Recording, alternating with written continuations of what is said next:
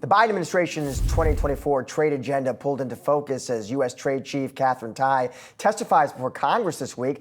Among the trade topics on the table are U.S. restrictions on Chinese electric vehicles. Here with more on where the U.S.-China EV competition stands, let's get to Yahoo Finance's Pras Subramanian and Rick Newman. Pras, let's start with you. So possibility maybe of new tariffs on Chinese EV makers. Where would that sort of lead the auto space? So currently there's a 27.5% tariff on Chinese vehicles, and there's talk of reducing it or expanding it, or who knows what'll happen through these negotiations. But if it stays the same, it's good for domestic automakers. It's protecting them right now from potential Chinese competition. But right now we haven't seen the Chinese automakers here yet. They're not talking about that. I think Akiko Fujita spoke to BYD's U.S. head, and they said they were not planning at all to come to the U.S.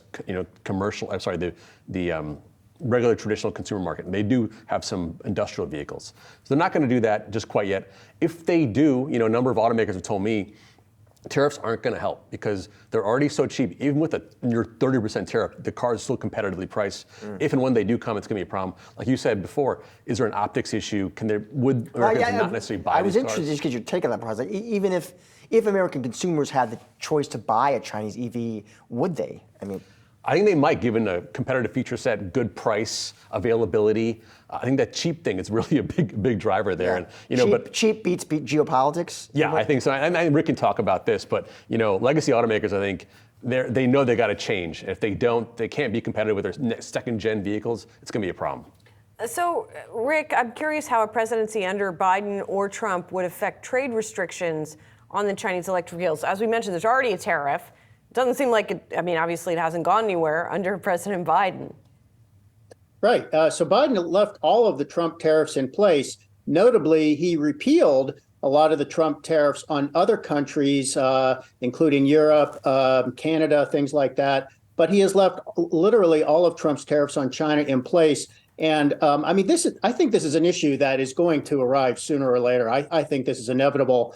And I'm not sure it's even just electric vehicles. It's all automobiles. Remember, the price of cars skyrocketed during COVID, and it's still up there. It's around $48,000 what people pay for a new car on average. And we don't have enough cheap electric vehicles, but we don't have enough cheap vehicles, period.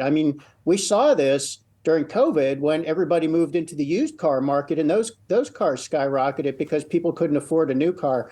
So what's going to happen here? We learned from the Trump presidency that a president can unilaterally impose tariffs. There has to be some procedures. You have to have certain findings at the Department of Commerce or other the parts of the government. But a president can do it. And given everything we have done to support the automobile industry in the United States, don't forget it. You could say it actually started with the bailouts for General Motors and Chrysler all the way back in 2008 and 2009. Those companies were too big to fail and too essential to the economy. And then Biden, of course, sided with the auto workers during the strike last year. One way or another, the gates are going to go up to make sure these cheap Chinese imports don't get here.